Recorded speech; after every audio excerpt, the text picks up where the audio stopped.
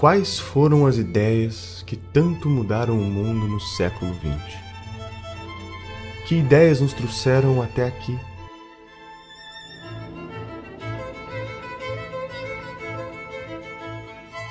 No século XVI, Newton, Copérnico e Galileu mudaram o rumo da humanidade. O homem descobre que a Terra não é o centro do universo. E uma vez que a Terra perde o protagonismo perante os astros, a humanidade se pergunta: em que o homem se difere dos demais animais da natureza? Neste cenário, o filósofo alemão Immanuel Kant quer descobrir o pensamento humano da mesma forma que a ciência tem descoberto o mundo nos últimos séculos. Ao escrever o livro Crítica da Razão Prática, Kant afirma que o mundo só é conhecível por meio da ação do homem e jamais do seu pensamento puro. Friedrich Hegel, influenciado pelo pensamento de Kant, propõe que além do homem só poder conhecer o mundo por meio de suas ações, quando cogita agir, cria um simulador dentro de si que testa o resultado das opções que pode tomar. Imagine que um homem está em uma ilha no meio do oceano. Ele não sabe qual é a temperatura da água. Intelectualmente, ele pode imaginar que a água está fria ou está quente, mas só saberá a realidade quando de fato entrar nela. Neste conflito mental de diferentes ideias sobre qual é a temperatura da água, o homem tira conclusões dos riscos e benefícios de entrar ou não no oceano, chegando a uma conclusão que lhe parece a ação ideal. Todo este pensamento dá a base para a teoria chamada dialética histórica, onde o ser humano cria uma tese e em seguida uma antítese, e como consequência deste conflito entre as duas, conclui uma síntese. Segundo Hegel, a história se moveria com esta linearidade da dialética histórica. Hegel teve um aluno chamado Ludwig Feuerbach, defensor da ideia de que neste processo de dialética histórica, o homem criou Deus como uma forma de se autoconhecer. Aqui, terminamos de completar toda a base que será utilizada para que um alemão chamado Karl Marx desenvolva o pensamento que mudará o mundo para sempre.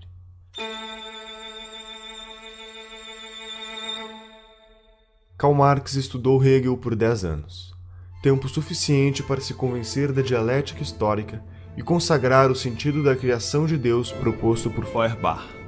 Marx afirma que a dialética proposta por Hegel, que de fato moveria o mundo, é a luta de classes.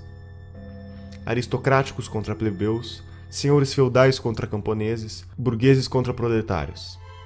Portanto, o próximo estágio seria a revolução do proletariado, como síntese da desalienação das massas.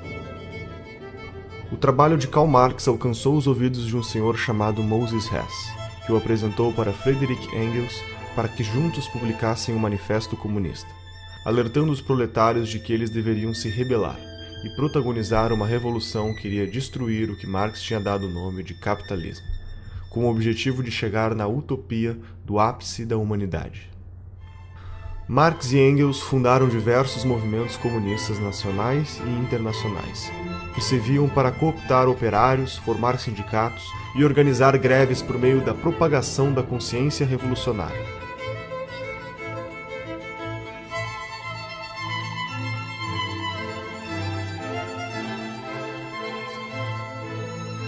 Acontece que Marx estava errado. O valor não nasce do trabalho que é colocado. Eu posso passar horas trabalhando para pintar um quadro e eu garanto que esse quadro não vai valer nada quando estiver pronto. O trabalho é um dos elementos, mas quem atribui valor é o ser humano que está comprando algo. As coisas não têm um valor em si, o ser humano atribui valor a elas. Um copo d'água tem um determinado valor em Porto Alegre ou em São Paulo e tem outro valor no deserto do Saara, porque nós atribuímos um valor diferente para as coisas.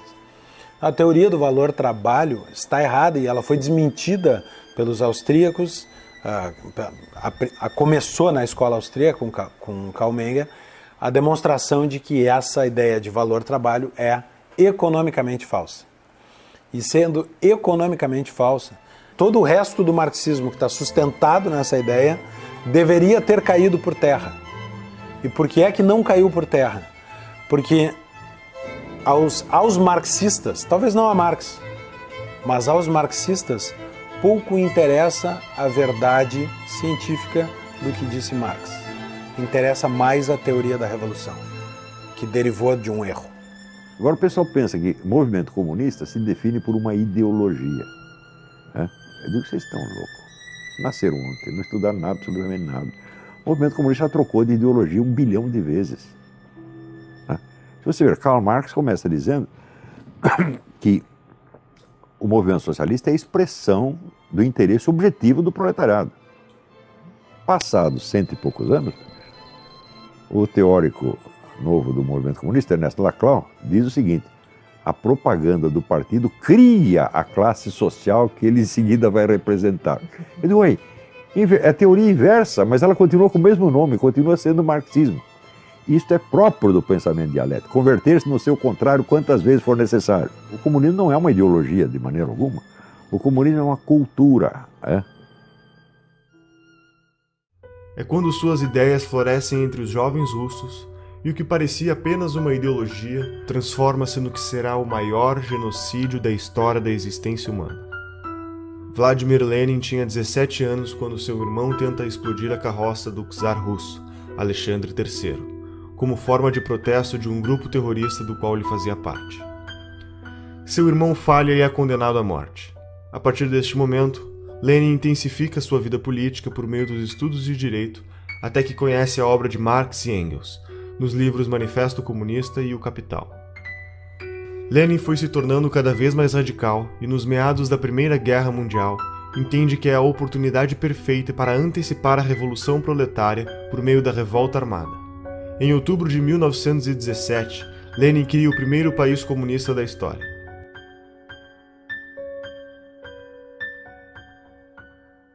Cinco anos depois, Lenin morre, e aquele que era para ser seu sucessor natural, Leon Trotsky, por defender que o comunismo deveria ser aplicado no mundo inteiro, sofre um golpe de Joseph Stalin, o homem que via ganhando poder dentro do partido, com a ideia de focar seus esforços na Rússia. Stalin só desocupará o governo depois de 30 anos, deixando para trás mais de 20 milhões de pessoas mortas. Essas consequências são fruto da mentalidade revolucionária, que vislumbra uma utopia teórica, e por se tratar de uma ideia sobre um futuro idealizado, não pode ser submetido a nenhum crivo de moralidade ou razão do presente e muito menos do passado. O comunismo sempre renegou a natureza humana, usando teorias supostamente científicas para embasar a busca de um novo homem. O extermínio humano se justificava na busca de uma sociedade apenas de homens evoluídos. A famosa utopia comunista.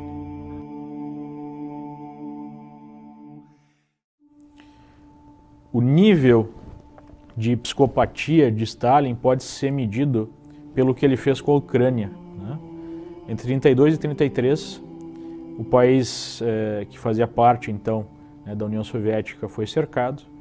A produção de soja, a produção agrícola do país foi exportada e ele simplesmente matou de fome 6 milhões de ucranianos, num episódio conhecido na história como Holodomor, né, que foi negado por muito tempo, mas hoje é uma verdade inquestionável. Né? Imagine o grau de psicopatia para você matar 1/3 de um país de fome, né, só para manter o controle sobre esse país.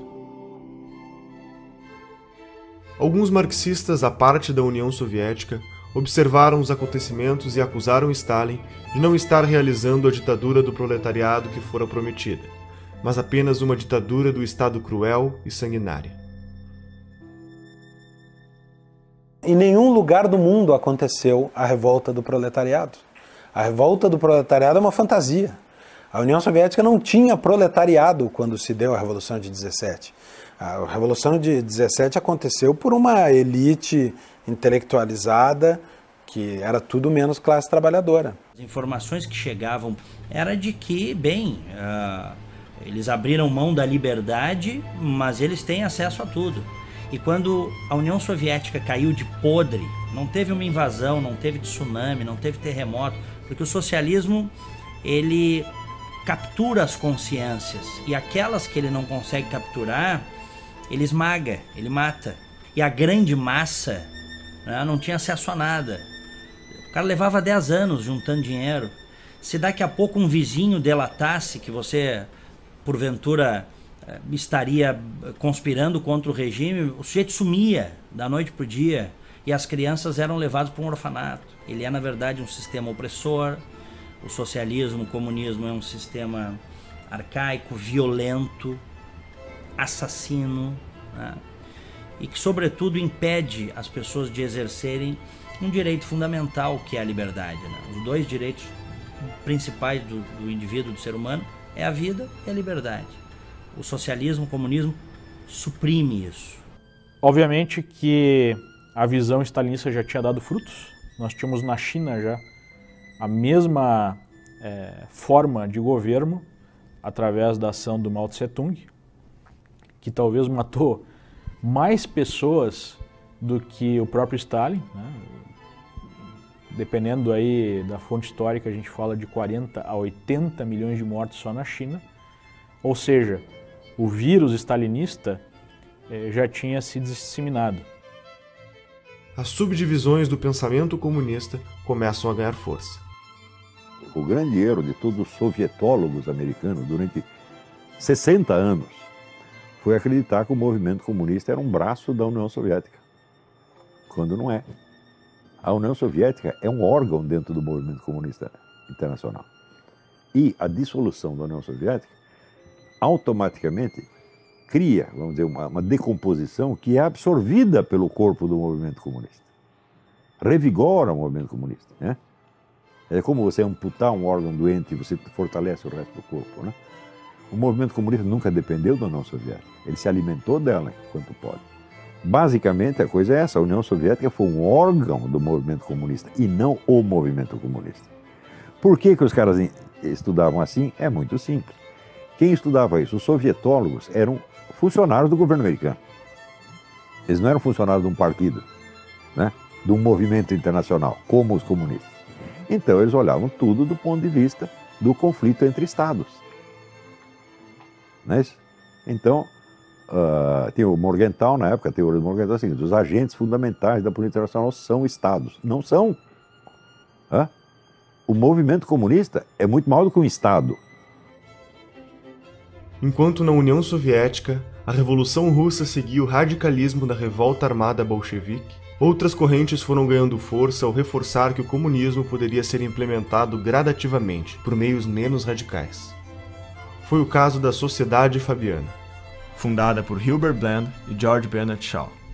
Caracterizado pelo pragmatismo, eles acreditavam em um processo progressivo, que chamasse menos a atenção frente aos seus inimigos políticos, atuando por meio de medidas socialistas disfarçadas. O socialismo fabiano percebe imenso valor em realizar reformas sindicais que teriam o objetivo de acostumar os cidadãos a ver o Estado como uma ferramenta para curar todos os seus problemas. A igualdade idealizada se daria pelo governo, defendendo a saúde pública, o ensino gratuito e os princípios da justiça social, medidas que seriam pagas pela taxação progressiva do Estado sobre a sociedade. O crescimento gradual do Estado era inevitável e acabaria centralizando todas as decisões. Enquanto isso, na Alemanha, Karl Kautsky e Eduard Bernstein criam o Partido Socialista Alemão, entendendo que a social-democracia era o melhor meio para o comunismo. A social-democracia aponta a ação política como sendo mais eficiente do que a ação econômica, propondo assim a sobrevivência de um capitalismo debilitado. Como consequência, o Estado seria o agente da suposta transformação e libertação dos trabalhadores submissos a proprietários dos meios de produção, adicionando outras causas ao conceito de liberdade estabelecido na época: a liberdade de não ser discriminado e de não ser vítima de desigualdade econômica ou sociocultural. Enquanto isso, na Itália, um menino que vinha de família pobre e teve sua visão de mundo moldada por suas dificuldades financeiras, tornou-se jornalista e publicou suas teorias políticas em jornais de esquerda, tornando-se um dos líderes do Partido Comunista Italiano.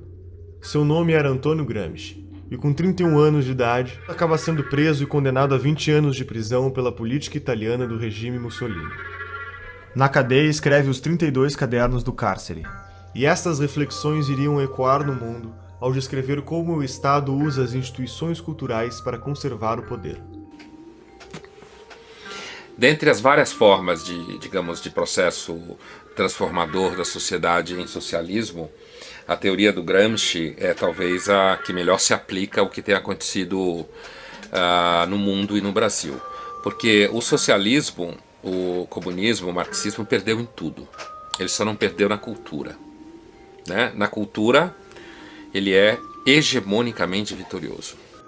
E o Antônio Gramsci ensinava o seguinte: nós temos que tomar o poder mediante infiltração, ocupação de espaço, revolução cultural. Então, infiltrando aqui, infiltrando ali, ocupando espaço, eles ocuparam o Estado inteiro e eles viraram o estamento burocrático. Porque ele criou metodologias para que o socialismo, o comunismo predomine culturalmente na sociedade e não por meio das armas, da força. E há décadas tem grupos que tentam fazer isso no Brasil, implantar isso no Brasil. Aproveitando que nós historicamente temos uma cultura relativista, isso no Brasil é uma coisa histórica, nós não temos instituições fortes, né, saudáveis. Então, quer dizer, o caldo de cultura, quer dizer, é o caldo, né, perfeito para o surgimento de ideologias totalitárias. E elas vêm vindo. E elas chegaram lá, essa ideologia totalitária chegou no Brasil.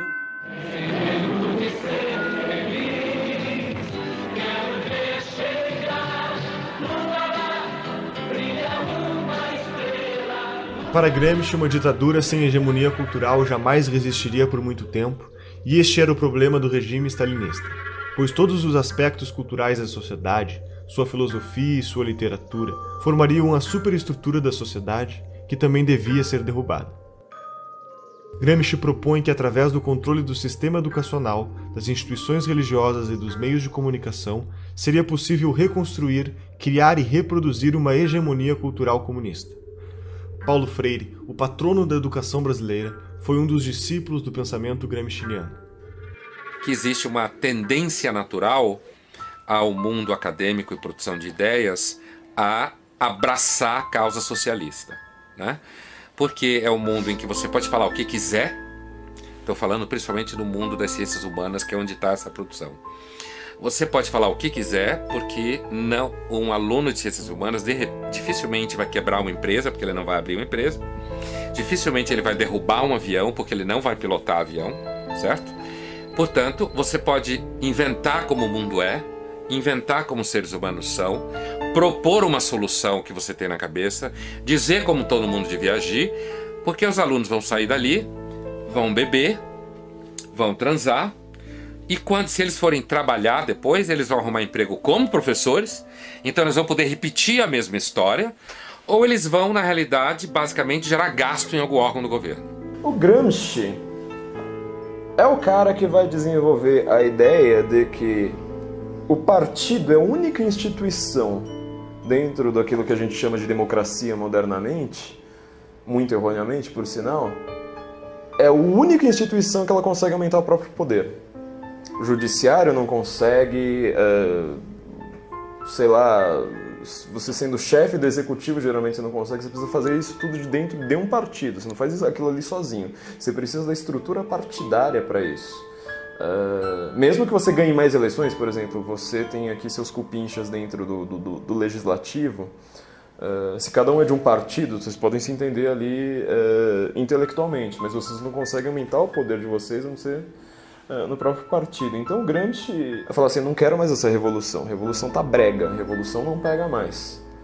Então é uma confusão que muita gente faz, né? Ser revolucionário e ser gramscista, não, uma coisa ou outra, são linhas opostas. O Gramsci vai lá e fala assim, olha, não tem mais revolução, isso aí não pega mais, vamos criar a revolução de dentro de um partido. Então você vai transformando tudo, Igreja Católica, mídia, sei lá mais o que, em órgãos do partido. Para isso funcionar, a primeira coisa que precisa ficar clara, isso é uma coisa que também confunde todo mundo, é que essas pessoas não têm que ser necessariamente filiadas a um partido. Então, por exemplo, para você ter uma mídia que funcione dentro do gramscismo, o cara não pode ser filiado, por exemplo, ao PT. Ele tem que ser um cara isento, tem que ser aquele cara assim que às vezes até faz uma crítica ao partido, mas no final das contas ele tem a narrativa que vai fazendo o partido crescer. gasto.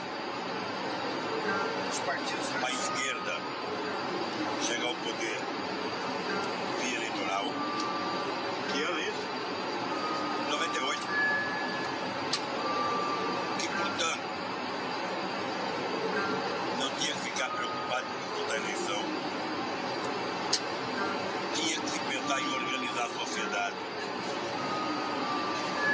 Dali 20 ou 30 anos, a gente iria ter 30% da sociedade já socialista, e aí sim a gente poderia disputar o poder e ganhar. Mas eu não vou viver mais 30 anos. E eu quero chegar ao poder logo. Mas por que eu cheguei onde cheguei? Porque eu tenho por detrás de mim um movimento. Eu tenho por detrás de mim uma grande parte dos estudantes do PT, há um motivo, a base da Igreja Católica. O único país do mundo em que Gramsci ele foi funcional foi o Brasil. O objetivo de Gramsci era transformar o partido condutor dessa revolução silenciosa, vamos colocar assim, como um imperativo categórico da sociedade. Ele fazia até uma comparação com Maquiavel, né? Nós teríamos então o partido como o novo príncipe, o novo sujeito sujeito histórico que não pode ser questionado.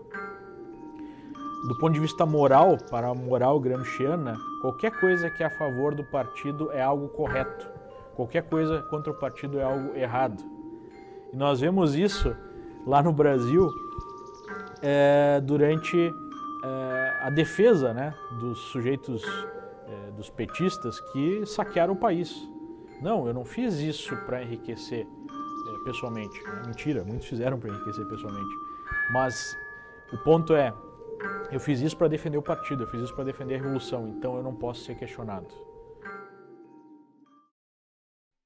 Em paralelo, Felix Wiel, um alemão que também estava preocupado com os rumos da Revolução Russa, decide criar uma série de congressos, reunindo pensadores marxistas para acelerar o processo de revolução. Entre eles estava Karl Korsch, um teórico contemporâneo de Gramsci que apresenta a tese de que o Estado é sim estruturado pela economia, mas essa economia tem como base uma outra estrutura invisível, a cultura estabelecedora dos valores que são passados de geração em geração. Entusiasmado com as apresentações de Korsch, Felix fundou o Instituto de Pesquisas Sociológicas de Frankfurt, instituto que ao longo dos anos seria apelidado de Escola de Frankfurt. O sucessor de Felix na Escola de Frankfurt foi um sujeito chamado Max Horkheimer.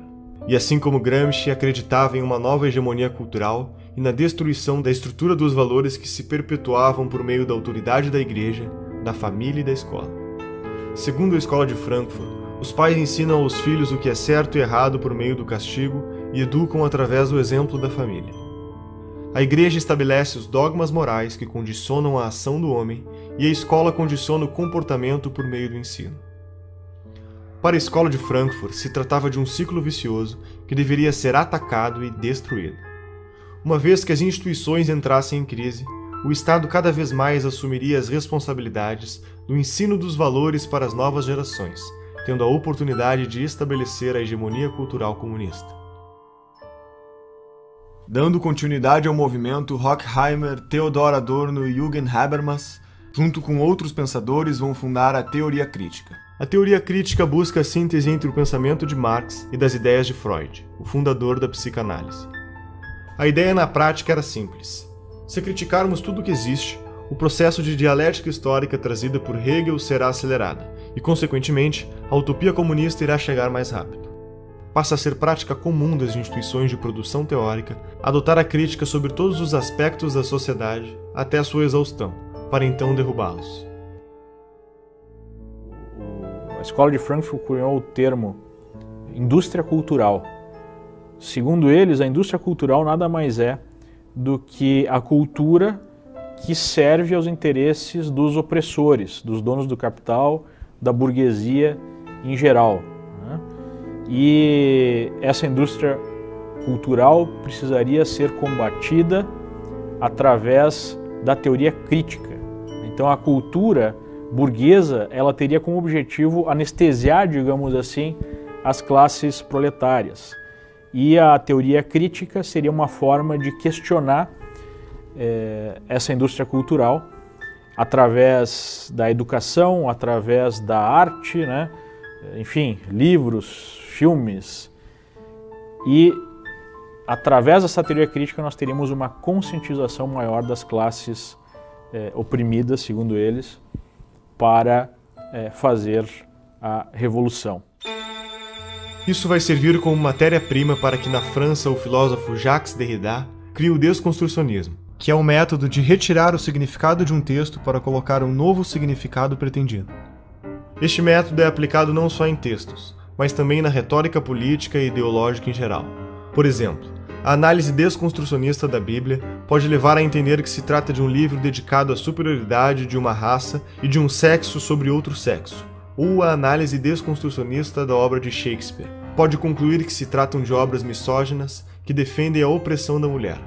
Para o marxista cultural, a análise histórica resume-se apenas à relação de poder entre os grupos sociais.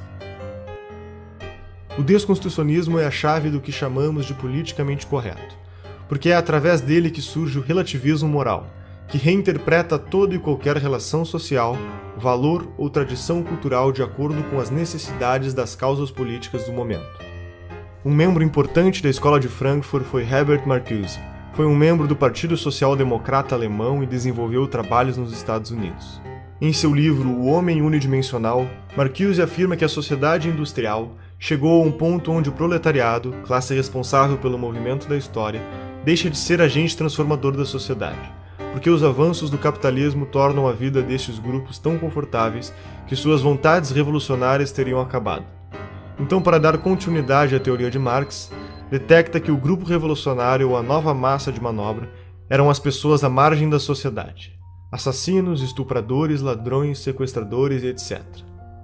Marcuse defendeu também que a masculinidade e a feminilidade não eram diferenças sexuais essenciais da natureza humana, mas sim apenas meras construções sociais, impostas pelo que seria a primeira divisão do trabalho da história da humanidade, a família. Também defendeu que a libertinagem sexual seria uma reação à repressão social política. Marcuse, por meio do pensamento de sua influência, impulsionava o relativismo moral no mundo inteiro. O politicamente correto é aceito de braços abertos pela opinião pública, basicamente por 3 motivos. A primeira razão é que as teorias econômicas de Marx são complicadas de entender, enquanto o tipo de raciocínio do politicamente correto, por meio dos chavões de frases de efeito, aliado à fantasia de um mundo ideal e sem defeitos, é muito mais atraente para o cidadão comum. A segunda razão é porque o politicamente correto pratica a teoria crítica destrutiva até a exaustão, e sabemos que a adesão desse tipo de mentalidade revolucionária, principalmente por parte dos jovens, é enorme. A terceira razão é que o marxismo falhou com o sistema social e econômico em todo o mundo. Restava para sua sobrevivência a guerrilha cultural. Todo esse movimento ganhará mais força nos Estados Unidos quando David Horowitz, um adolescente de 17 anos, filho de pais comunistas, assiste em 1956 o sucessor de Stalin assumir o governo da União Soviética.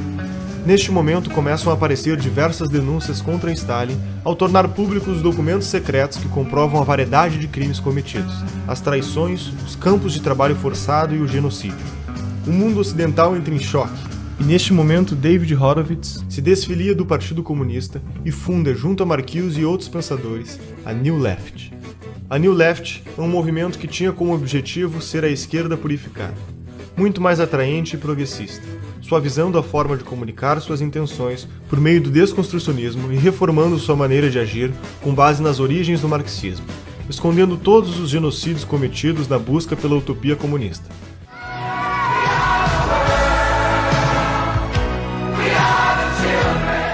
Começava um novo processo de reciclagem da comunicação comunista.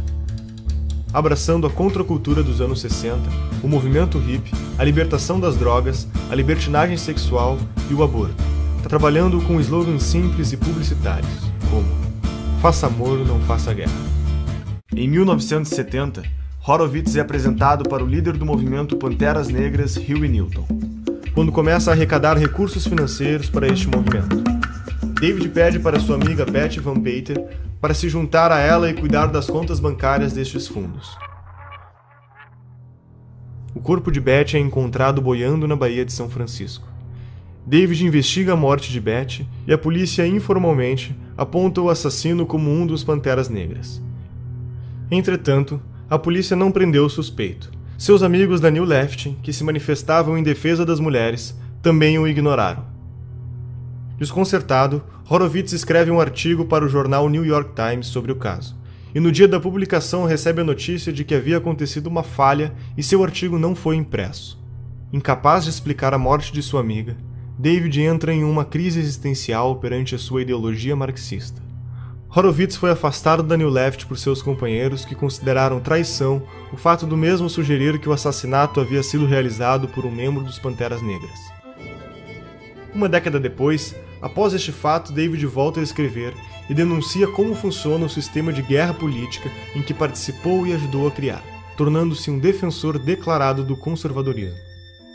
Ever since I came into the right and observed the political scene from a different vantage, it's always impressed me that whenever I see or usually see a conservative and a leftist or a progressive or a Democrat and a Republican squaring off, it's something like Godzilla versus Bambi. They call us racists, sexists, homophobes, imperialists, and we call them liberals. What are these people liberal about except war, drugs, and sex and spending other people's money?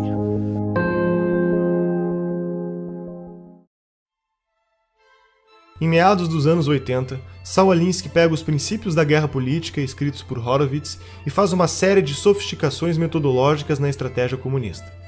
Na década de 30, Alinsky foi apresentado para Al Capone durante a Lei Seca. Este se aproxima de Frank Nietzsche, que ensina para o Alinsky como funciona a máfia, aprendendo a importância vital de ser discreto e agir nos bastidores. Como consequência, Saul entende que para destruir o sistema é preciso agir silenciosamente, gradativamente e por dentro do próprio sistema. I'm saying that people do not get power except when they take it, or when they're strong enough so that the other side gives it up. Em seu livro Regras para Radicais, faz uma dedicatória para Lúcifer, lhe dando crédito como o primeiro revolucionário da história. As 3 premissas básicas de sua teoria são: a primeira regra é a desinformação. Na estratégia política, não se pode contar ao povo os objetivos finais, pois esses podem se assustar e não apoiar a causa. É preciso que se conte apenas o necessário para ser ajudado. A segunda regra é o niilismo político. Tudo vale para que aconteça a revolução. Não existem valores nem regras, e a corrupção faz parte do objetivo. Roubar para o partido é a obrigação número 1 do comunista, eles nunca vão esquecer isso aí. Todos os partidos comunistas do mundo viveram do roubo, da chantagem, da corrupção. Todos. Como é que Stalin subiu na hierarquia do partido? Assaltando o trem. A terceira regra fundamental é a destruição do oponente. Em um debate, não devemos vencer o argumento do oponente, e sim aniquilá-lo da vida pública. Alinsky defende a ideia de organização das massas como o fundamento metodológico da revolução. Segundo sua proposta, a mudança vem do poder, e o poder vem da organização. Para agir, as pessoas precisam se juntar. Uma igreja junta pessoas pelo interesse comum na fé, uma empresa pelo interesse comum econômico. E por isso, Saul Alinsky acreditava que fundar organizações para acelerar a revolução era brecha no capitalismo, por jogar na mesma lógica da descentralização dos interesses em comum. Durante sua vida, honrou seu posicionamento ideológico ao fundar 44 ONGs. Muitas delas formaram outros formadores de ONGs, e assim o número foi se multiplicando intensamente. Essas organizações reuniram problemas. Entretanto, Alinsky dizia: o problema nunca era o problema era sempre a revolução. Quanto mais seccionadas forem as ONGs, melhor será, pois ninguém irá se opor a causas tão específicas e que querem a melhoria da sociedade. Cada ONG representava um bloco de votos, unidos por suas causas e detentores de um potencial de lobby político. As ONGs viraram instrumentos de manobra política e passariam desapercebidas. E Hillary Clinton escreve sua tese de mestrado sobre Saul Alinsky. Barack Obama também foi aluno de uma de suas ONGs e, posteriormente, advogado de defesa frente aos escândalos de corrupção envolvendo uma ONG criada por Alinsky. Hoje, no Brasil, existem mais de 200 mil ONGs que recebem dinheiro do governo federal. Entre 1999 e 2006, mais de 15 bilhões de reais foram entregues a essas organizações. Em 1959, quando Fidel Castro anunciou para o mundo que sua revolução era comunista e passou a ser apoiado por Moscou e a União Soviética, criou um programa de financiamento de grupos de guerrilha na América Latina. Este ativismo da Revolução Comunista encontrou forte eco no Brasil, levando à formação de diversos grupos de orientação comunista, que culminou com a tomada do poder pelos militares em 64. A partir daí, a esquerda passa a ter como principal objetivo a derrubada do regime militar. Além das mudanças educacionais que estavam em curso no Brasil, decorrentes do programa da Pedagogia do Oprimido, que foi implementado pelo patrono da educação brasileira, Paulo Freire, nos anos 70 surge o caloroso debate universitário a respeito do futuro do comunismo no Brasil. Neste debate, os social-democratas fabianos concluem que os mortos na revolta armada servirão de mártir para endossar a Revolução Cultural. O movimento foi facilitado pelos próprios militares, que consideravam mais importante combater a esquerda armada, enquanto davam espaço à esquerda cultural. Então, quer dizer, o governo militar não entendia nada do que estava se passando. O que os comunistas estavam fazendo, eles estavam perseguindo os comunistas lá no meio do mato, e os comunistas tomando as escolas. Você vê, dois sinais de estupidez do governo militar. Primeiro, criou a sindicalização obrigatória dos jornalistas. Quem fez a campanha sindical? O Partido Comunista. Como é que eu sei? Eu estava lá e eu ajudei. Então o partido sindicalizou todo mundo e já fichou todo mundo. Então, ao fim da campanha de sindicalização, o partido tinha, vamos dizer, o cadastro total dos jornalistas do país, sabendo quais poderiam ser colaboradores, quais não, etc, etc. Nos anos seguintes, em todos os sindicatos de jornalistas do país, quem mandava? O Partido Comunista. Frequentemente apresentando duas chapas. Temos eleição, campanha eleitoral, e as duas chapas eram comunistas. Segundo erro, a tal da educação moral e cívica. Porque eles não queriam fazer um negócio anticomunista, então eles falaram, não vamos falar contra ninguém, nós vamos fazer uma propaganda positiva, o patriotismo. Então lançaram a educação moral e cívica, tornando obrigatória em todas as escolas. Quem ocupou as cátedras de educação moral e cívica? Os comunistas. Os excessos da repressão do regime militar, em meados da década de 70, em conjunto com o esgotamento de seu modelo econômico no início da década de 80, levaram a um longo movimento de redemocratização, culminando com a eleição de Tancredo Neves em 1985, que morreu antes de ocupar o cargo, assumindo seu vice, José Sarney. A Constituição de 88 marca a forte influência do socialismo no meio político e cultural brasileiro. Os militares realmente decidiram ceder tudo, eles não sabiam mais o que fazer. Nem dava para saber. Depois de você ficar no poder 20 anos, tendo um Congresso que está lá só para carimbar os seus decretos, ou seja, você matou a política. Segundo, eles mataram toda a liderança direitista, acabaram com a direita ideológica. Por quê? Porque eles tinham uma mentalidade tecnocrática. Ainda a herança do positivismo. Você sabe que Augusto Comte era contra a política. Ele achava que as questões têm que ser resolvidas por técnicos e cientistas, sem, vamos dizer, o debate ideológico. E os milicos acreditavam nisso, porque eram positivistas desde o tempo do Império. Sobrou essa mentalidade positivista na cabeça de pessoas que nem sabem quem é Augusto Comte. Você pega todos esses generais, quantos leram Augusto Comte? Nenhum, mas sobrou isso. E com essa mentalidade tecnocrática positivista, eles achavam que tinha que reprimir toda a atividade política e transformaram os políticos em simples office boys. Ora, enquanto isso, a esquerda estava se organizando, se fortalecendo e entrando num autoexame muito profundo. Os debates que eles tiveram em 64, 65, a respeito dos seus próprios erros históricos, etc., foi uma coisa muito séria.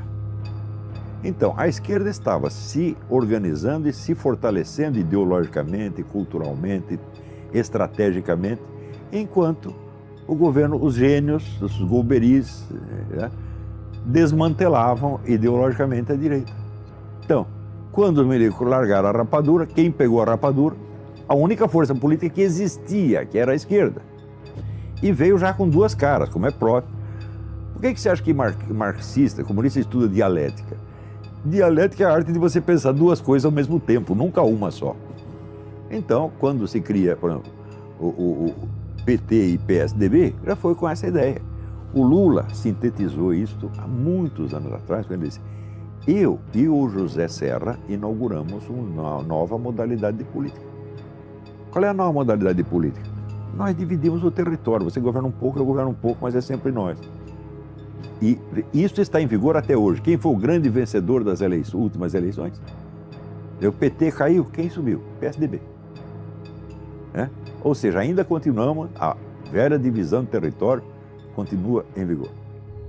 Em 1990, na América Latina, o petista e líder sindical Luiz Inácio Lula da Silva e o ditador Fidel Castro fundam o Foro de São Paulo, uma organização que reúne todos os governantes comunistas do continente da América Latina. Com mais de uma centena de partidos e várias organizações criminosas ligadas ao narcotráfico, como as Farc e o MIR chileno, no decorrer de suas reuniões feitas ao longo de 26 anos de existência, estratégias e planos de ação para expandir a revolução. O Foro de São Paulo é a organização que articula a estratégia internacional socialista. Em 1994, o Partido Social Democrata Brasileiro elege Fernando Henrique Cardoso como presidente, que começará um amplo programa de incentivo às políticas estatais. O processo fabiano se deu com sucesso ao longo dos 8 anos do governo FHC que precederam a era lulopetista e o governo Dilma. O Brasil estava a caminho da utopia. Estaríamos rumo a uma revolução que nos foi contada aos poucos? Seriam todos os partidos brasileiros ideologicamente idênticos e metodologicamente diferentes? Você reconhece este Brasil?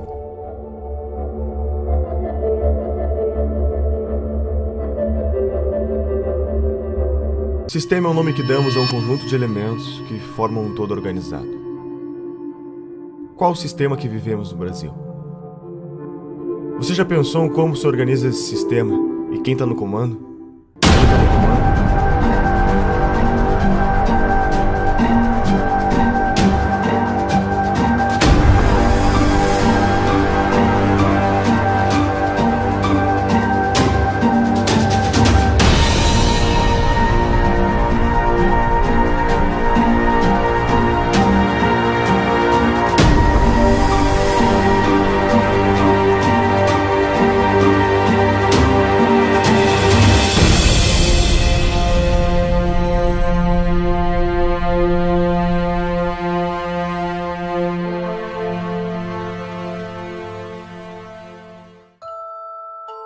Será que o que vivemos hoje é apenas uma grande farsa, onde a cada 4 anos temos que escolher sempre entre 2 lados da mesma moeda? Estaria todo o sistema político infectado com o mesmo vírus? A história da nova democracia brasileira se confunde com o crescimento dessas ideologias de esquerda, pois os mesmos protagonistas que pautavam por esses ideais foram os que fundaram a nossa Constituição de 88, e são hoje os que estão à frente dos grandes partidos políticos no Brasil. Poder é fazer com que você seja obedecido, exercer sua autoridade por meio da influência ou da força. Existem 3 formas de exercer o poder em uma sociedade: o poder político-militar, o poder econômico e o poder intelectual. O que Marx propunha? O que os marxistas? Qual é o sonho dourado do marxista? Não é que não haja dominação, é inverter a classe dominante e a classe dominada. E para isso é preciso tomar o Estado por dentro. Espero que não tenha passado do point of no return, do estado de coisas além do qual é impossível voltar. Quando mais de 50% da população depende, inclusive economicamente, do Estado, quem votará para reduzir o Estado? Quando o Estado alcança um determinado ponto de grandeza, de tamanho, de custo, começa a se tornar inviável trazê-lo de volta a um tamanho razoável. E é por isso a força também da esquerda por um Estado cada vez maior, ainda que isso seja sustentável. Após a morte de Stalin, principalmente nos partidos comunistas em países democráticos, apostaram que a revolução se daria pela tomada dos espaços nos meios de propagação da mensagem, ou seja, pela conquista do poder intelectual. Conforme Gramsci, todos devem ser socialistas sem que se deem conta. Para se conquistar o poder, deve-se primeiramente conquistar as mentes e os corações das pessoas. E quem ficou com o PT, na verdade, foi o público, digamos assim, a base essencial e original do PT, que foi a intelectualidade, principalmente universitária. O PT surgiu com os intelectuais da USP, junto com o pessoal da Teologia da Libertação, um pouco, e a CUT. Mas ele, muito mais do que um partido de trabalhadores, ele sempre foi um partido de intelectuais, né? Então ele foi realmente o primeiro, digamos assim, intelectual coletivo, no sentido do Gramsci, a chegar ao poder no Brasil, tendo seguido a receita gramsciana exatamente, quase ipsis literis, né? Então vários fundadores do PT são intelectuais que, inclusive, foram os primeiros tradutores de Gramsci, que introduziram o Gramsci no Brasil. Há uma espécie de hegemonia do pensamento na formação dos nossos professores alfabetizadores. Eu diria que isso começa em meados da década de 80. E essa formação ela está no cerne do desequilíbrio educacional brasileiro. Os professores são formados nas universidades para aprenderem quem é Paulo Freire, quem é Emília Ferreira, quem é Marx, quem é Lenin, mas não tem a percepção do que é metodologia de ensino com evidência científica, como ocorre no mundo inteiro. Isso não é por acaso. E a tese tanto do Gramsci como os componentes da Escola de Frankfurt e da Guerra de Posição. Então as nossas universidades estão majoritariamente dominadas pelo pensamento de esquerda, e é lá que são formados os professores, é lá que é avalizado o livro escolar que vai para as escolas de todo o país. Introduziram o tal do socioconstrutivismo, que hoje sabe que o socioconstrutivismo não apenas imbeciliza a pessoa, mas cria até lesão cerebral. Né? E quem foram os grandes agentes disso? Eu acho que o principal foi a editora Abril. Foi as revistas Escola, depois foi na Nova Escola e Sala de Aula, que eram órgãos do socioconstrutivismo. Por aí que entrou Emília Ferreira, Celestin Freinet, toda essa porcariada socioconstrutivista comunista entrou no Brasil através desse, porque era o único órgão que alcançava todos os professores no Brasil. Né? Então, alguém culpou eles pelo que aconteceu? Não, eles não têm culpa nenhuma. O que acontece? Quer dizer, nós estamos saindo aí de quase 2 décadas, né? 20 anos de governo esquerdista. Né? Mais, né? Se a gente contar o período sob os tucanos e tudo, quer dizer, na verdade dá muito mais tempo aí sobre domínio da esquerda. Né? Então o que acontece? Quer dizer, nessas últimas décadas, o maior comprador de livros, né, do mercado editorial, né, quem foi? Foi o governo. Quer dizer, o governo, então, com as compras fenomenais que ele faz todos os anos para distribuir os livros paradidáticos nas escolas, quer dizer, ele se tornou a principal fonte de renda para muitas editoras. Né? Agora, tudo tem um preço. Né? Quer dizer, para o livro ser escolhido pelo governo, as editoras fazem, né, sugerem de maneira muito persuasiva aos escritores que eles escrevam dentro daquela pauta que é estabelecida pelo MEC. Né? Claro que o MEC oferece uma pauta. Né? Ele diz assim, olha, o livro para ser comprado precisa seguir este critério, e são critérios ideológicos. Você tem o gramscianismo aplicado ao mercado editorial muito semelhante ao mercado jornalístico, aos jornais, às revistas. O mesmo tipo de influência, de hegemonia. Você tem no mercado editorial 50 anos, pelo menos, de hegemonia da esquerda no mercado editorial. Isso significa que livros liberais, conservadores, são violentas exceções. Em 2008, a revista Veja publicou uma pesquisa que foi realizada pelo Instituto Census, que comprovou tudo aquilo que a gente já sabia, né? Que, de fato, as escolas, as universidades estão sendo usadas para fins políticos, de propaganda política e partidária. Essa pesquisa do Instituto Census, ela mostrou que 80% dos professores reconhecem que o seu discurso em sala de aula é politicamente engajado.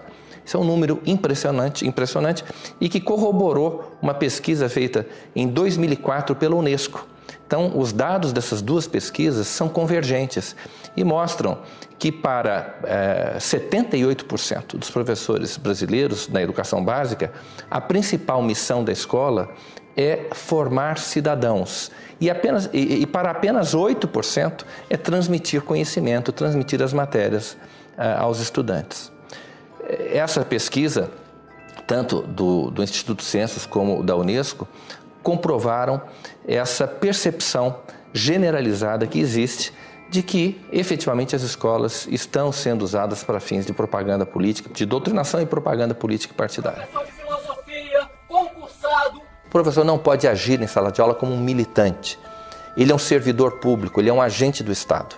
Dia 22, a gente integra a paralisação do dia 22 de greve geral.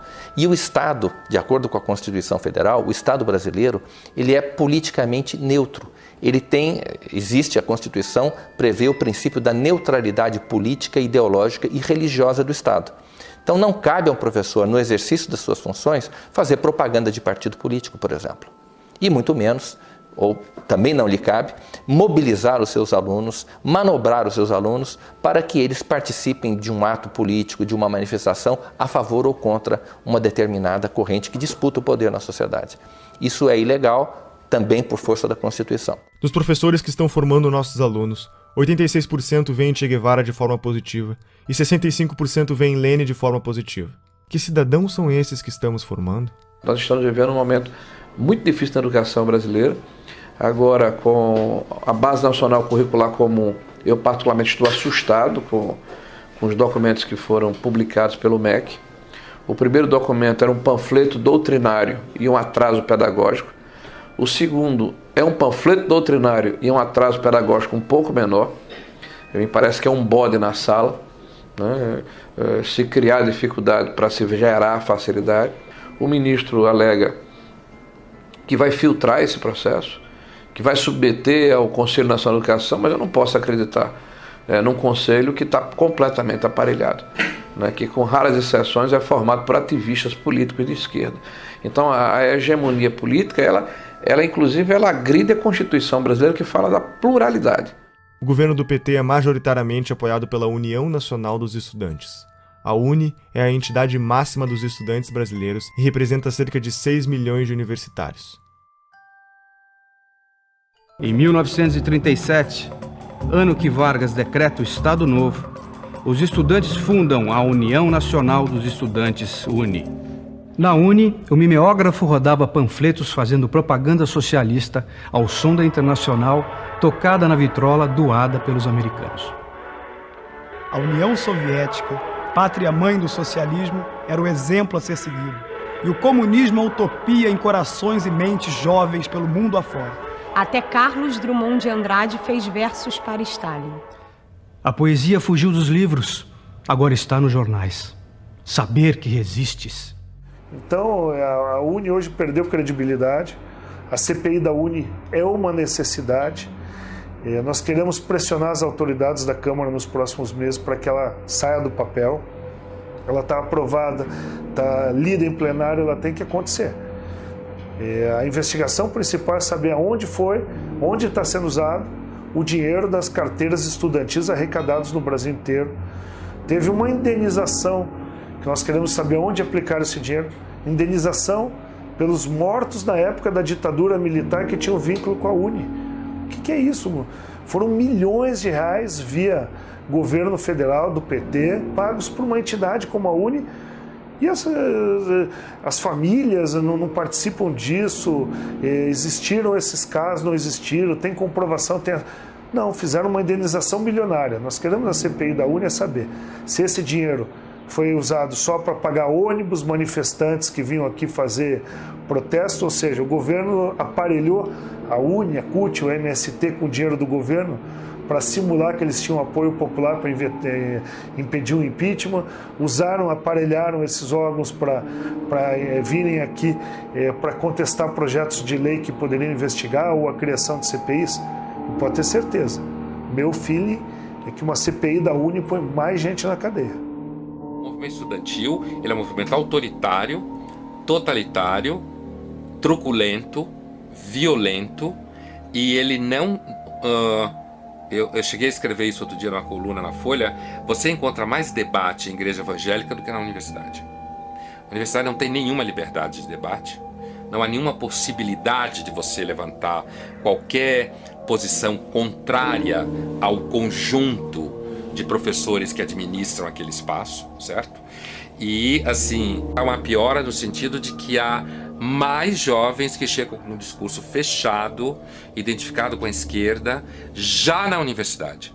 E quando eles chegam na universidade, então, se você estiver falando assim de um curso de humanas, onde tem várias disciplinas de humanas, eu diria que 80% ou 90% do conteúdo dado em sala de aula será de esquerda.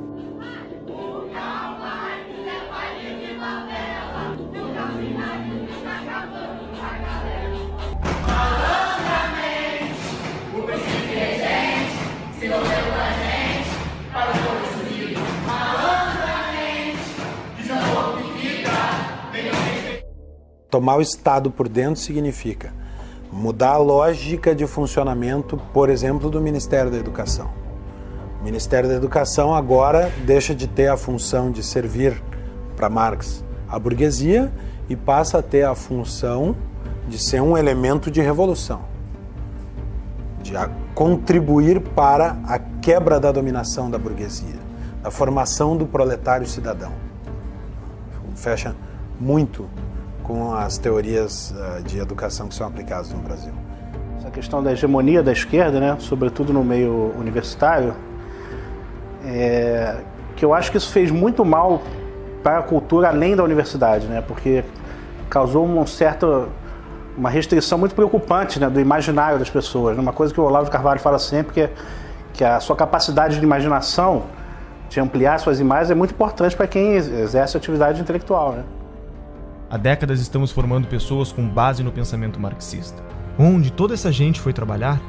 A mídia é o maior formador de opinião da população. São TVs, blogs, jornais e revistas que contam ao povo o que está acontecendo. Mídia técnica significa que o governo deveria gastar com publicidade proporcionalmente à audiência dos respectivos veículos de comunicação. O problema é que a pesquisa brasileira de mídia identificou que a mídia técnica está longe de ser realidade. O dinheiro investido em publicidade parece não ter nenhuma relação com a audiência do veículo. Qual é o critério? A farra com o dinheiro público é tão avassaladora que já houve casos de jornal fictício receber verbas publicitárias. Desde que a presidente Dilma chegou ao poder, os gastos com publicidade só aumentaram. Apenas no ano de 2014, a presidente gastou 210 milhões com campanhas em nome da presidência. O ex-editor da Isto É Brasília revelou que o banqueiro Daniel Dantas, que acabaria sendo preso em escândalos de corrupção, quando estava com sua imagem em risco, acionou um dos seus contatos na mídia, Leonardo Atushi, jornalista da Isto É, para publicar matérias que defendessem seus interesses na mídia. Em 2011, Leonardo Atushi montou sua própria publicação, o Brasil 247. Duas acusações importantes surgiram contra o 247 na sua trajetória. A primeira foi encontrada num imóvel do doleiro Alberto Youssef, delator da Operação Lava Jato, no monitor de um computador. Um papel com anotações com o nome do jornalista, seu número de telefone e uma indicação de pagamento de 6 parcelas de R$40 mil, sugerindo pagamento entre a quadrilha de Youssef e o editor do portal. Foram também encontradas movimentações milionárias entre as contas da empresa e as empreiteiras investigadas. No mesmo dia dessas descobertas, o Brasil 247 publicou uma matéria mencionando Pascovitch e defendendo a soltura do lobista. Com as eleições de 2010, a blogosfera progressista sentiu a necessidade de unificar o movimento com o intuito de formar pautas de acordo com a defesa da candidatura da ex-presidente Dilma. Foi então criado o Movimento dos Blogueiros Progressistas, BlogProg, em São Paulo, com a participação de personalidades como Leonardo Sakamoto. É possível afirmar que para cada leitor do blog Conversa Fiada, o governo gastou 1 centavo em publicidade, enquanto para o leitor da Folha, o gasto foi de 5 centésimos de centavo. Em 2013, a revista Carta Capital recebeu quase 7 vezes mais investimentos por leitor que a revista Veja, Isto É e Época. Quem é Leonardo Sakamoto? Um dos membros da BlogProg. Sakamoto é um blogueiro militante que faz parte dos 54 replicadores da Agência Pública, uma organização que determina pautas para portais como a Carta Capital, Catraca Livre, Brasil Post, Sul 21 e muitos outros portais de notícias.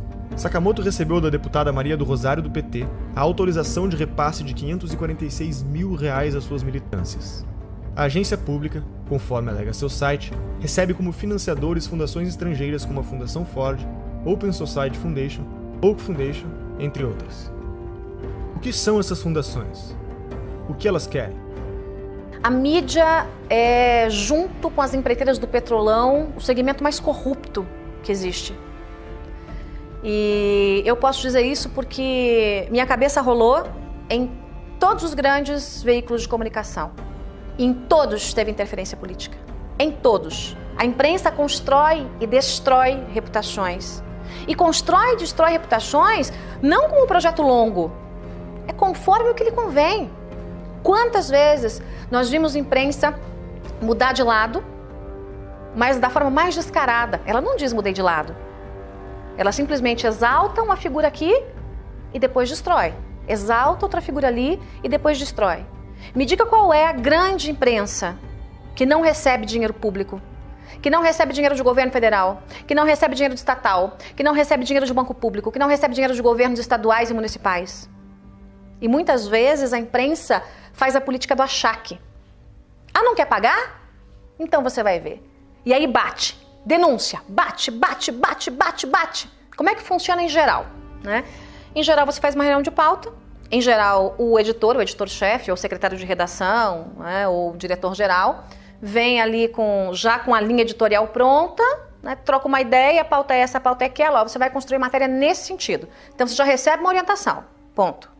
Né? Aquilo vai voltar para a mão do editor, o editor vai corrigir, vai às vezes mudar todinha a sua matéria ou vai simplesmente derrubar. Existe muito pouca pergunta incômoda sendo feita no Brasil. E quando as perguntas incômodas são feitas, o jornalista é criticado. Né? E por outro lado, muitas das perguntas que são feitas não são feitas para o devido esclarecimento das coisas, mas para estimular uma narrativa. Às vezes uma narrativa ideológica, na maioria das vezes uma narrativa ideológica. Né? Em relação aos protestos que nós tivemos ao longo de 2015 e 2016 contra a Dilma Rousseff, contra o Lula, contra o PT, contra a esquerda, contra o esquema de poder que havia se montado no Brasil. A tentativa da imprensa era de vender a tese que estava sendo criada, né, nos grupos acadêmicos, nos centros partidários, nos diretórios de partido, de que na verdade se tratava de um bando de raivosos fascistas que queriam a volta dos militares para o poder. Fazendo uma reportagem sobre um mini protesto que havia ocorrido em favor do impeachment, ainda depois do dia 16 de março, a imagem da notícia era intervenção já. Ou seja, você tenta vender para a população uma coisa que não é. Isso se reflete na cultura. A Lei Federal do Incentivo à Cultura, número 8.313, conhecida como Lei Rouanet, foi criada durante o governo Collor e é o principal mecanismo de financiamento e incentivo à cultura do país. As empresas podem investir até 4% do valor de seu imposto de renda, recebendo o valor em forma de desconto e patrocinando projetos culturais. O Ministério da Cultura deve aprovar o projeto, para então o responsável poder captar o dinheiro. Já parou para pensar quem escolhe os projetos que são selecionados? E que projetos são esses? O grande problema são os editais. Nos editais existe uma comissão que vai julgar os projetos submetidos, né? Então, quais são os critérios da comissão?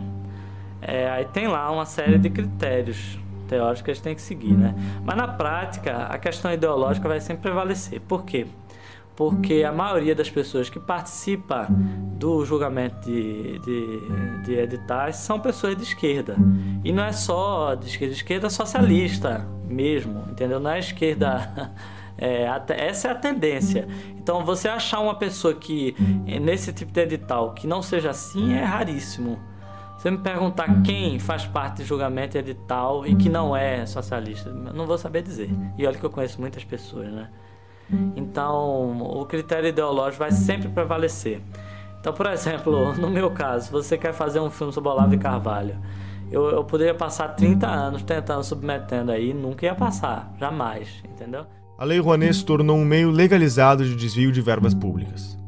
o incentivo à cultura, cuja proposta inicial era financiar projetos de novos artistas, passou a ser destinada a artistas já consagrados que não precisariam de lei para se manter.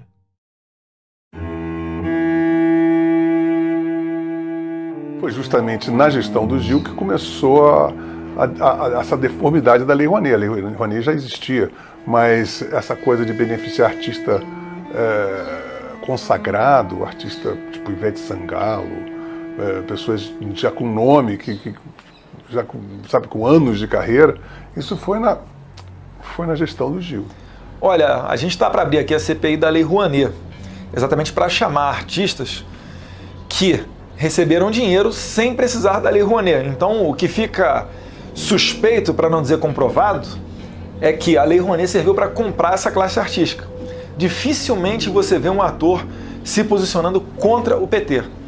Regina Duarte começou a bater duro, tomou uma geladeira na Globo. E diversos outros ou nada falam ou apoiam. Por exemplo, Luan Santana recebeu 4,5 milhões da Lei Rouanet. Será que ele precisa mesmo desse incentivo do governo para colocar adiante os seus shows? Será que um ingresso ali, que com certeza não é menos de que R$100 para um show dele, será que o ingresso do show dele já não é suficiente para ele se manter? E assim eles vão conseguindo comprar toda a classe artística. E traz muita gente a reboque. Quando um cantor fala alguma coisa, os seguidores dele, que são fanáticos por ele, adoram a música dele, adoram o trabalho dele no cinema, etc., eles não tendem a se confrontar com essa pessoa. Então é muito interessante para o governo ter essas pessoas ao seu lado. E aí já emenda no artista, já emenda logo intelectual também, intelectuais, artistas, e vão trazendo eles para cá. Exemplo notório, Wagner Moura ficava aí no exterior denunciando o golpe. Chega a ser uma infantilidade hoje em dia ficar batendo nessa tecla do golpe. Mas eles ficam a todo momento batendo em cima disso até que vire verdade. Porque eles querem colocar nos livros das escolas que houve um golpe em 2016 contra uma presidente eleita democraticamente. Os sistemas totalitários que nós tivemos no século XX, eles tiveram como principais fontes do ódio era a raça, a classe e agora é o apartheid intelectual. Se você não é de esquerda, você é burro. São todos os donos do poder, todos esses, Chico Buarque, Caetano Veloso, Gilberto Gil, todos septuagenários. Todos detiveram esse poder cultural durante esses 50 anos. Não é uma questão apenas de que eles têm um poder político em 13. Isso o empresário tem que entender. Eles foram coronéis do Brasil durante esses 50 anos. A cultura, você tem um cinema novo, você tem a Semana de 22, você tem a Tropicália, você tem todas essas manifestações de cultura de esquerda, cacete. Um dos exemplos do enviesamento dos projetos apresentados pela Lei Rouanet é o filme sobre José Dirceu, um dos petistas envolvidos com o Mensalão, para o qual foi aprovado 1,5 milhões de reais. O deputado do PSOL, Jean Willis, também vai virar documentário. Será financiado por 842 mil reais do dinheiro público. O filme do Lula foi financiado em 12 milhões de reais, por empresas que entre elas constavam Camargo Correia, OAS e Odebrecht. Esses são apenas alguns dos exemplos do destino dos mais de 15 bilhões de reais investidos pelo PT através da Lei Rouanet. Na prática, o que vemos é que o dinheiro segue a ideologia. Na 10ª Mostra do Cinema e Direitos Humanos, o conteúdo deveria ser relacionado com um dos seguintes temas: população LGBT, população negra, população em situação de rua, combate à tortura, enfrentamento da homofobia, mulheres, participação política, direitos humanos e outras minorias. A maior parte do dinheiro vem das estatais. A Petrobras gastou mais de 400 milhões de reais na última década para aprovar projetos como o Projeto Pai e Filho, que conta a história de um homem aprisionado e oprimido pelo poder do pai que procura enfrentá-lo para quebrar a hierarquia da família. Já o Projeto Joelma conta a história da inadequação da mulher nascida no corpo de um homem, rompendo aspectos da sexualidade e do gênero. O rapper MC Guimê, que fatura mais de 300 mil reais por mês, teve autorização de captar via Lei Rouanet mais de 500 mil reais para a produção de um DVD.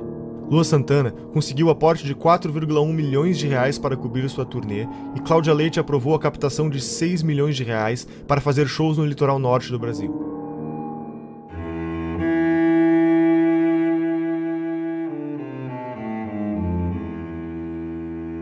No referendo do dia 23, você vai decidir se é contra ou a favor da proibição do comércio de armas. Reagir com uma arma, muitas vezes, pode transformar a situação numa coisa muito pior. Existe hoje no país mais de 15 milhões de armas na mão de civis. Se bala resolvesse o problema, o Brasil seria um paraíso de segurança, né? Olha, tinha artista que pedia o desarmamento, mas andava de carro blindado e seguranças armados até os dentes. Aí é muito cômodo, né? E eu consegui, através das minhas entrevistas, desmascarar esse povo todo.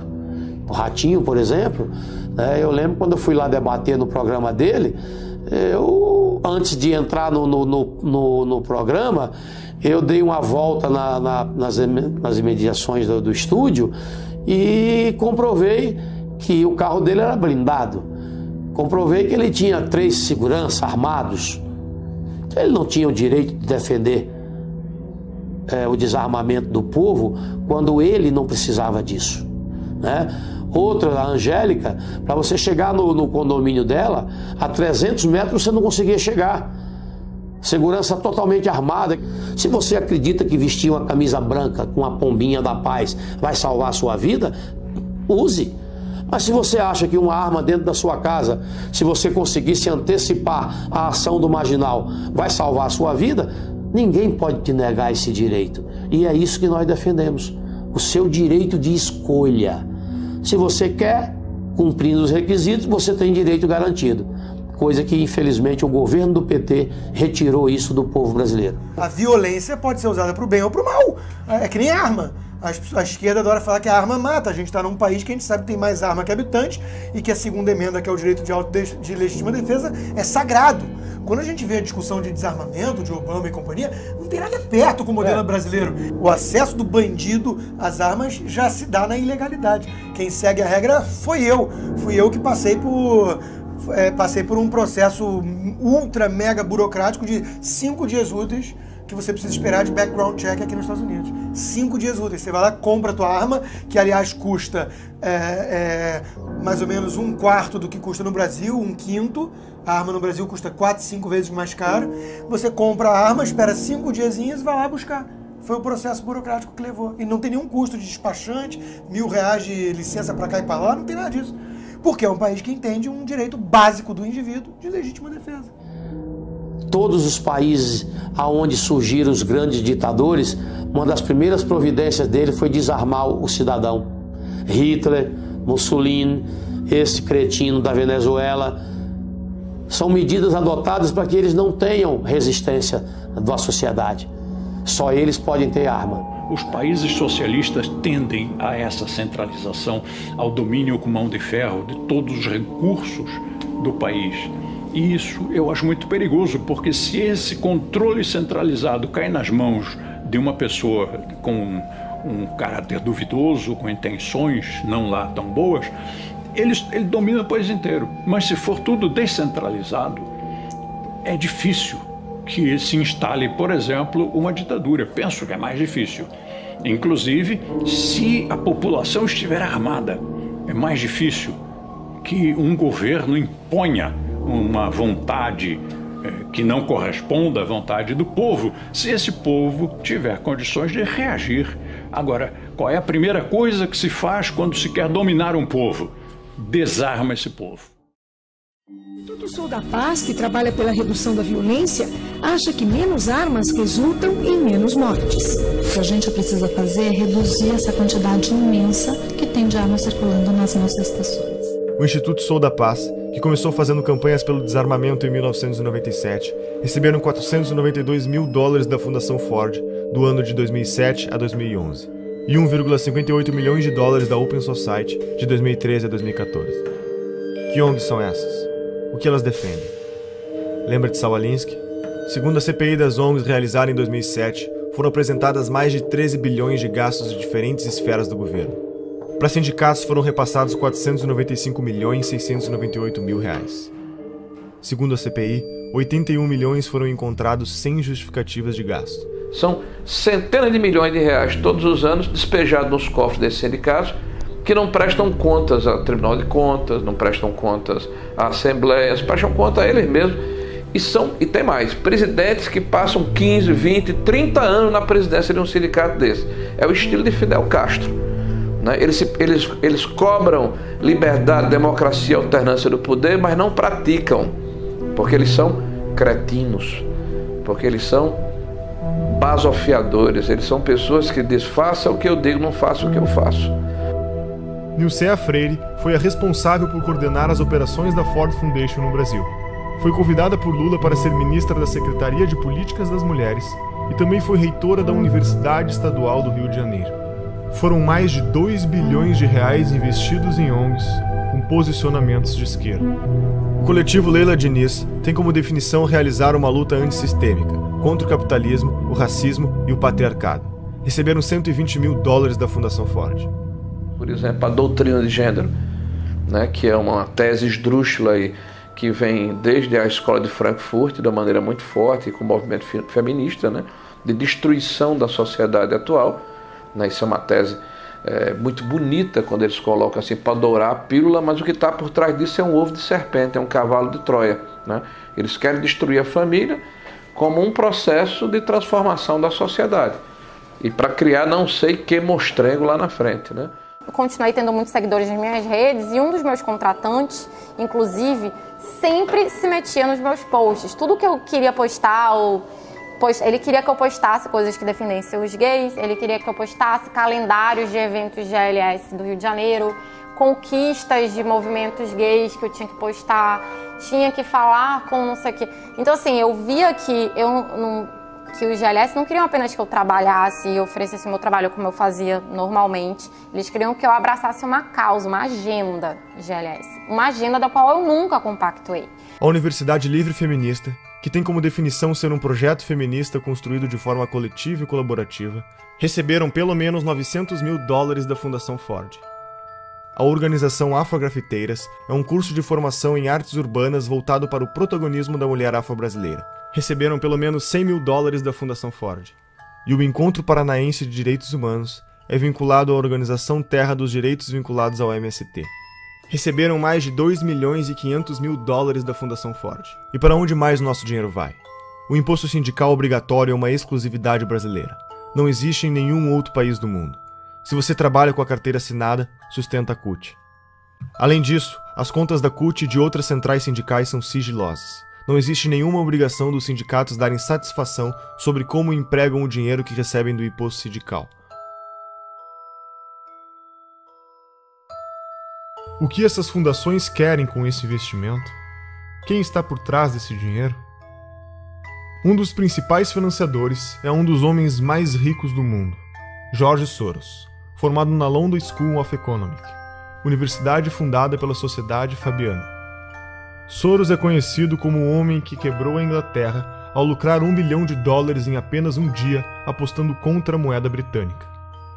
Já foi presidente do CFR, o mais poderoso think tank americano considerado uma antessala da Casa Branca.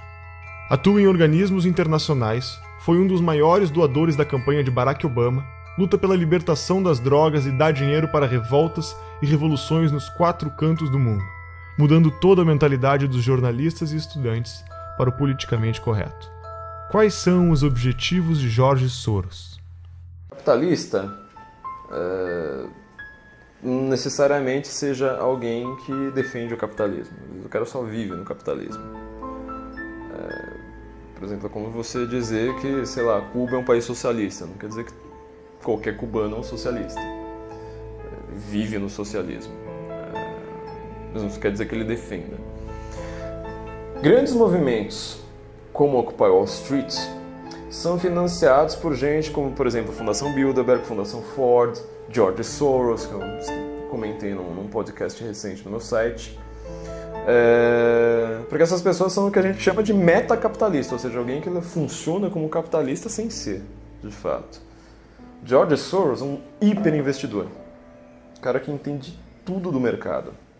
Por isso que até é uma bobagem que muita gente faz, tentar ficar ensinando leis de mercado achando que vai ir contra alguém. Esses caras entendem mais de lei de mercado do que todos os liberais juntos. Eles são o mercado. Agora, ele não acredita naquele negócio, ele quer poder. E eles não pensam de uma maneira individual, ou seja, eles não pensam como indivíduo, tipo, eu quero ter poder para mim. Ele está construindo um projeto de poder ali para, às vezes, daqui a 100, 200 anos. Essas fundações são assim. Rockefeller está em qual geração? Nem sei mais qual. Eles começaram lá atrás. Vivemos em um capitalismo debilitado, sufocado pelo governo, chamado em inglês de crony capitalism. O governo regula diversos mercados. Agências reguladoras como a Anatel não deixam você ter escolha no mercado de telefonia.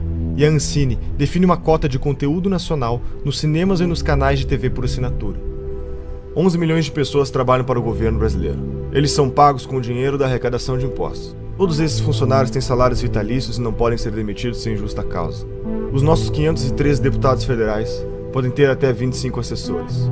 Contam com auxílio moradia, 14º, 15º salário e cotas de gastos parlamentares, que englobaram o auxílio paletó, uma ajuda de custo para comprar ternos que em 4 anos gastou 252 milhões de reais, e outros 600 mil cargos de confiança do governo. Esse mecanismo abre brechas para a corrupção ao criar um mercado de cargos, usado como moeda política em negociações de alianças partidárias.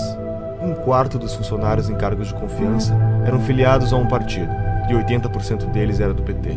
Todos os ministros do STF têm direito a motorista particular, o que não ocorre, por exemplo, na Suprema Corte Americana. Segundo o Portal da Transparência, só em São Paulo há 311 motoristas à disposição dos juízes. A Câmara Municipal tem 26 motoristas, 13 garçons, 7 auxiliares de cozinha, auxiliares de serviços odontológicos exclusivos, cirurgiões, dentistas, oftalmologistas, lubrificadores de veículos e vidraceiros. Isso são alguns exemplos de quem compõe o Estado brasileiro. Como resultado disso, grande parte da população tem como meta fazer parte do Estado passando em concursos públicos. Os gastos do governo federal, estaduais e municipais com o funcionalismo público somam 12% do PIB, totalizam 255,3 bilhões do dinheiro do povo em 2015. Tudo isso para serviços com índices de insatisfação elevado no Brasil.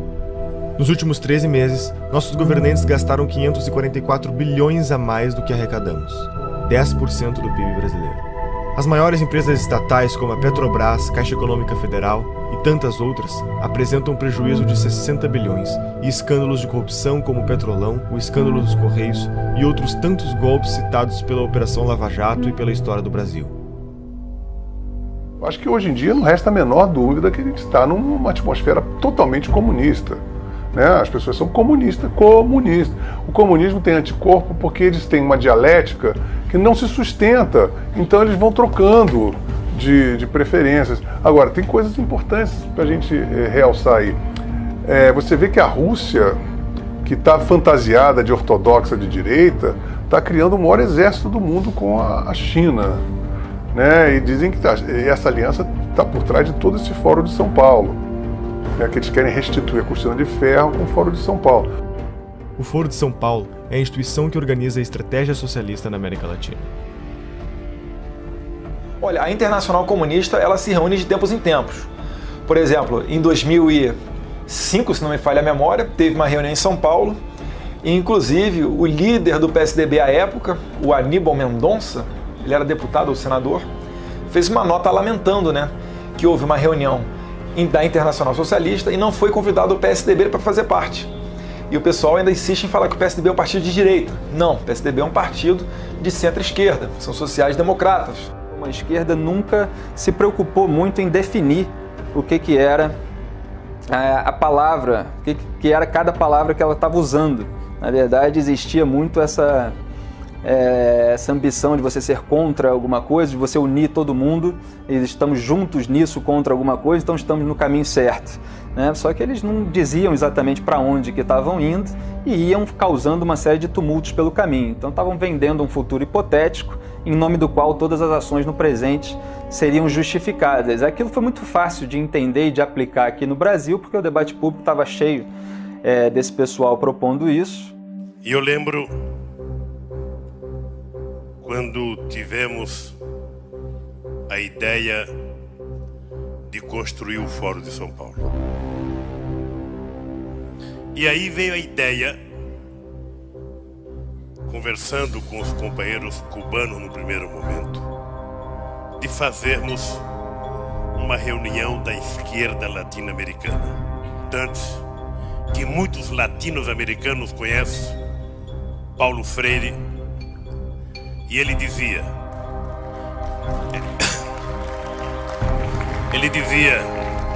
juntar os diferentes para derrotar os antagônicos.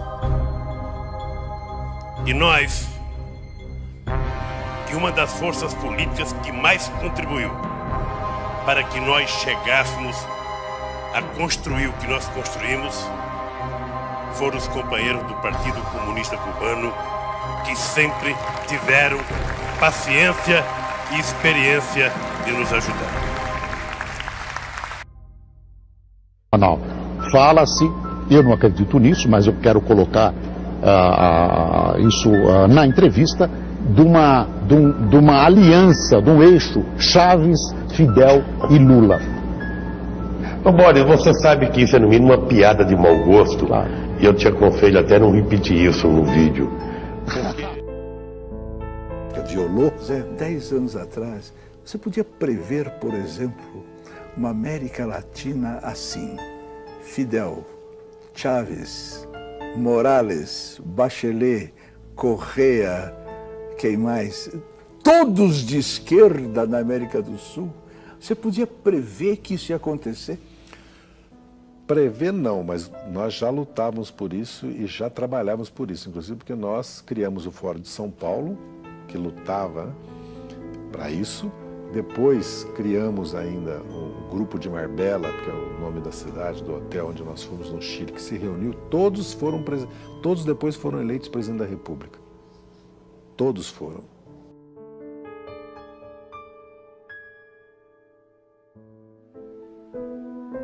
Tudo custou muito caro para o Brasil.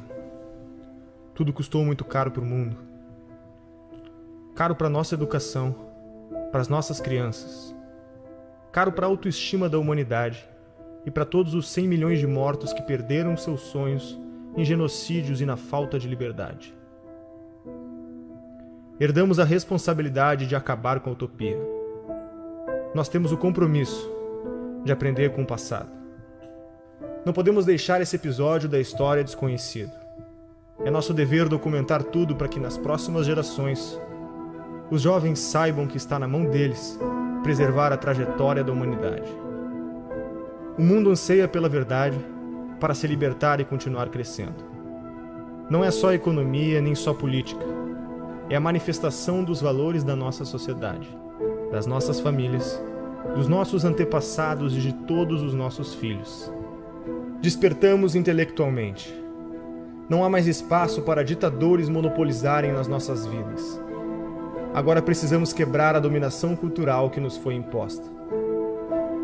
Durante 16 anos, os jornais, canais de TV e estações de rádio do Brasil se recusaram a noticiar a existência e as atividades do Foro de São Paulo. O Brasil parecia estar preso entre as malhas de uma articulação criminosa, que envolvia ao mesmo tempo a totalidade dos partidos de esquerda latino-americanos, a classe jornalística nacional, o sistema de ensino, as principais gangues de narcotraficantes do continente e uma parcela nada desprezível da elite política e financeira internacional. A gravidade desses fatos media-se pela amplitude e persistência da sua ocultação.